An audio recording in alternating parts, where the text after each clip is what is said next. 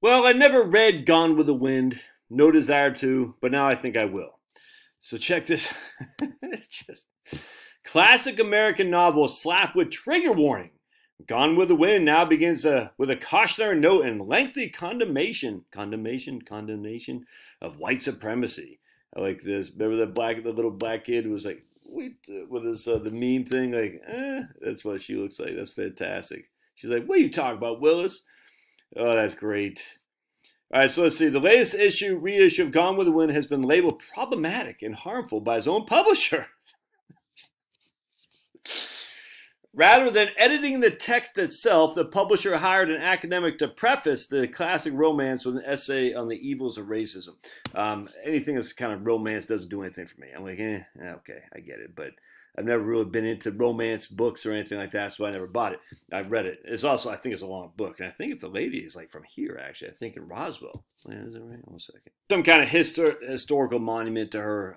I think it's her house, actually, or something like that here, and I think it's Roswell. My wife wasn't sure, but I could have sworn Margaret Mitchell, something like that. Anyway, and maybe you all know. But I actually am very interested in anything that takes place in the 1800s. I always like historical 1800s stuff. It's very interesting to me because it's before electricity and after the Civil War. That time is just, I don't know why, just that time just fascinates me, actually. And I really had paid no attention to Gone with the Wind at all. I never saw the movie, nothing, just because it's like it was romantic flick, chick flick, you know what I'm saying? It's like, who cares? But now I'm starting like, ooh, now I think I'll write it. So penned in 1936 by Margaret Mitchell, tells a love story of Scarlett O'Hara, a Georgia plantation owner's daughter, and Captain Rhett Butler, a socialite and reluctant Confederate soldier, against the backdrop of the Yankee conquest of the South. And so if you remember, I had written about, or not written, I did a video on Phil Lay's Southern Reconstruction book, and I actually interviewed Phil from my YouTube channel, and you should follow, let me show you his YouTube channel. Yeah, highly recommend you follow Phil's YouTube channel, President Grant and Watergate. He has actually a book on USS Grant as well. U.S. What the hell is his name? Yeah, President Grant. Ulysses S. Grant, whatever his name is. Lionel, he just tons. This guy just let's see, tons of books and stuff. We're 95% of Americans farmers in 1860. Our hate Confederates moment. Yep, exactly. Just this guy crushes. Love him. Anyway, I'll put a link in the show notes for his YouTube channel. You should buy his book soon. Of course, if you buy it through my link, I get that sweet, sweet money. But anyway, I love that time frame. Here's another great book, Ersatz, which means scarcity in the Confederacy, shortages and substitutes on the Southern home front. And look, I'm a Yankee. I was born and raised in Maine. I'm not a Southerner by any stretch of imagination. You know what I'm saying? But I do live in North Atlanta now. But the facts are, we were never told any of this when I was growing up in Maine in terms of like Southern Reconstruction, the Yankee carpetbaggers, and the devastating what they did down here to the South. And it wasn't just, it's just bad, dude. It was bad. And you're sitting there thinking, how come I never learned that? Check this out too. Bet you never heard the history of Union Lieutenant John Rogers Meigs, have you? Dayton and the Burnt District. Now, I used to live in Dayton. After a number of defeats in the lower valley, Confederate General Jubal Early, remember him, was forced to retreat south and seek refuge in the Blue Ridge Mountains of Harrisonburg. His Union adversary, General Sheridan, the scumbag, pursued him all the way to Browns Gap and east of Port Republic.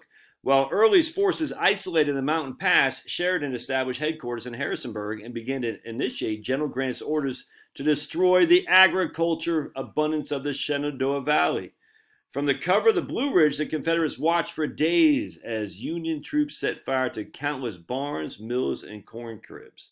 Dude, and actually that's haunting because I was just reading about Benedict Arnold and his assault on Quebec and how the British did the same thing to who they felt were Canadian traitors, essentially. And they burnt all their houses in the middle of the wintertime. And he gives accounts of, Benedict Arnold. I forgot the guy's name who wrote that book. But anyways, the Benedict Arnold and his conquest, his attempt to take Quebec, about these farmers just literally in the middle of the wintertime, British soldiers coming in and burning their houses down, and they had to flee. Where are they going to go? It's the middle of winter in Quebec. Nuts. On October 3rd, a small group of Confederate cavalry scouts ventured west in order to assess the strength of Union forces. A light rain fell as Frank Shaver, George Martin, and F.M. Campbell rode across Valley Pike and into the hills that overlooked the town of Dayton. Dusk was nearing, and the 3 riders were about to turn back when they unexpectedly came across a Union officer and 2 orderlies.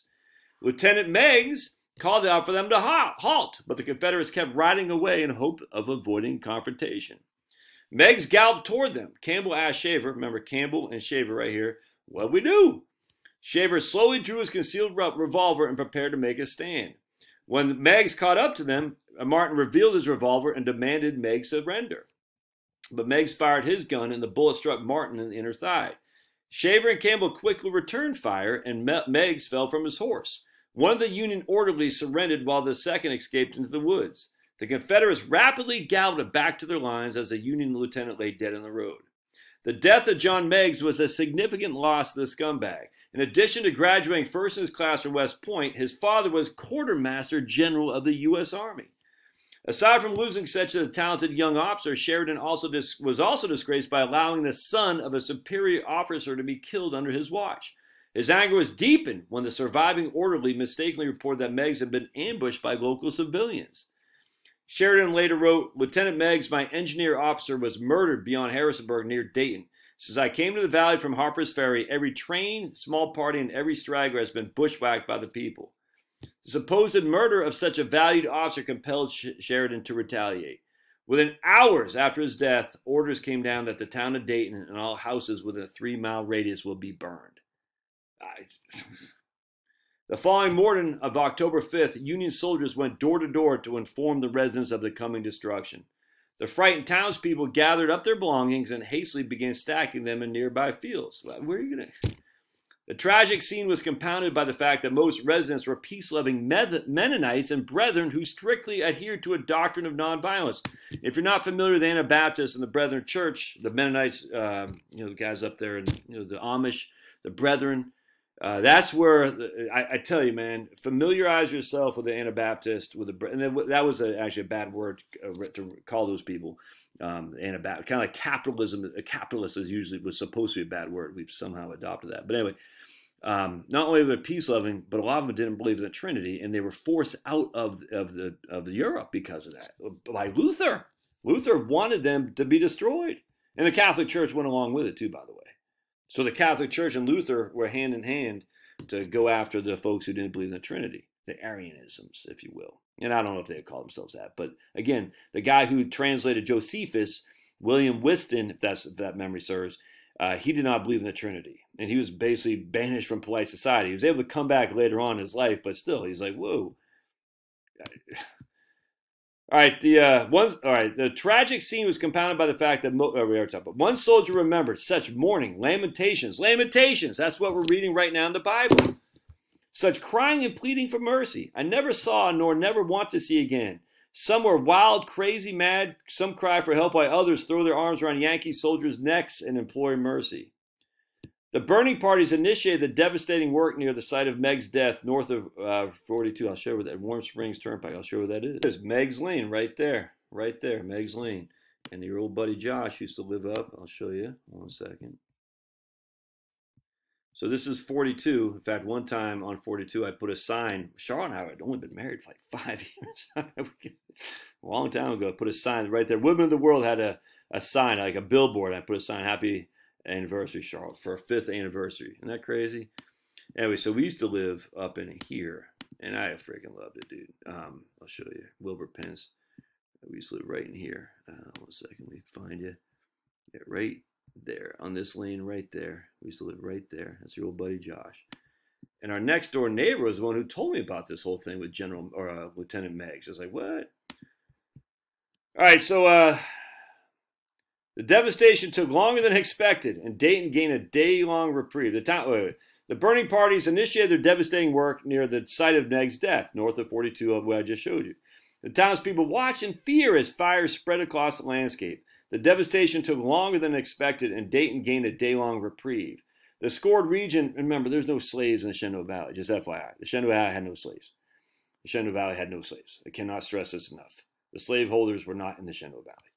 The scored region ran north of Dayton all the way to Garbage Church Road on the Raleigh Pike, present-day 33. For years afterward, Rockham County identified this area as the Burnt District. Despite the desire to avenge Meigs, most Union soldiers were not eager to set fire to the homes of civilians. The dilemma weighed especially heavy on the conscience of Lieutenant Colonel Thomas Wilds of Ohio. After considering the potential consequences, he bravely decided to send a message to General Sheridan that urged and begged him to revoke the order insofar as Dayton was concerned. Sheridan read the note and swore, read it again and swore, and then examined and cross-examined the messenger. After a moment of agitation, Sheridan yielded to the request and rescinded the order to burn the town. Lieutenant Colonel Wilds called his men together and informed them there was a change in orders. There was a loud cheering, louder than ever when we made a bayonet charge. Years later, the town erected a monument to the corner of Mill and Main Streets and the inscription in memory of Colonel Thomas Wilds, who then ordered by General Sheridan to burn down the Dayton, Virginia, in retaliation for the death of a Union officer, refused to obey that order, risking court-martial and disgrace. His refusal and plea to General Sheridan resulted in a countermand to the order and saved his town from total destruction. This is one of the only memorials in the former Confederacy that honors the memory of the Union soldier. Thomas Wilds Day. Despite subsequent evidence to the contrary, General Montgomery Meigs maintained that his son had been ambushed and murdered in cold blood, of course. His thirst for vengeance even influenced the site of his son's burial. Shortly after the war started in 1861, the Union Army occupied Robert E. Lee's hilltop estate in Arlington. Throughout the war, General Meigs sought to make Arlington House uninhabitable by burying the Union dead in Lee's front yard.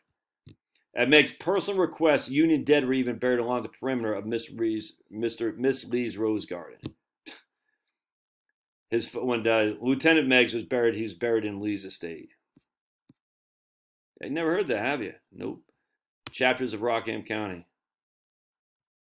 So much history there, dude. All right, so let's go back. All right, the book and subsequent Hollywood adaptation have long been accused of romanticizing the cause of the slave-owning South, with HBO pulling the film from his library in 2020. However, the latest reprint of the novel has been left untouched. However, there's a trigger warning by Penn. Let's see, the trigger warning is written by, hold on a second. Here's a trigger warning. We want to alert readers that there may be hurtful or indeed harmful phrases and terminology that were prevalent at the time this novel was written. The trigger warning added that the publisher's refusal to remove a language does not constitute an endorsement. Such phrasing is typical of publishers looking to reissue classic works. Puffin Books scrub Roald's dull children's stories of even mildly offensive terms like fat and ugly. That's why you gotta get the hard copies, dude. You can't just rely on Kindle. We always talk about the publisher of Ian Fleming's James Bond novels. Pan Macmillan went further than the trigger warning, though. However, in Gone with the Wind, the warning is now followed by an essay by English novelist Idiot, who declared that the story defends racism and glamorizes and preaches white supremacy. Of course, this idiot is white and British. She never lived in the South, and she doesn't know what those she's talking about. Explain why she was selected to write the essay. Pan Macmillan, the publisher, said, "We believe it's important that no author from a minority background should be asked to undertake the emotional labor of being responsible for educating the majority." Oh, dude, so insane. Anyway, so I'm going to have to read this now because anything that's got trigger warning on it is obviously something that means there's some legitimacy to it for sure.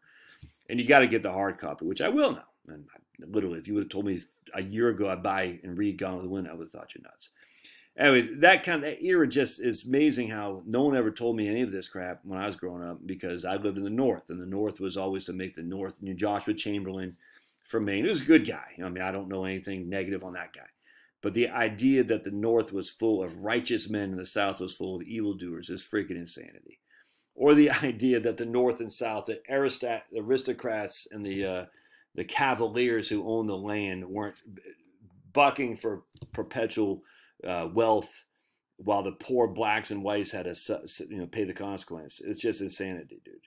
Again, put the blacks and the poor whites together. You round them up like this. You shake it so they fight each other, while the rich plantation owners, the rich aristocrats, and industrialists in the North and the South, they go away. No one pays any attention to them. It's freaking insane. All right. Oh, if this video is too long for you, sorry. We'll see you.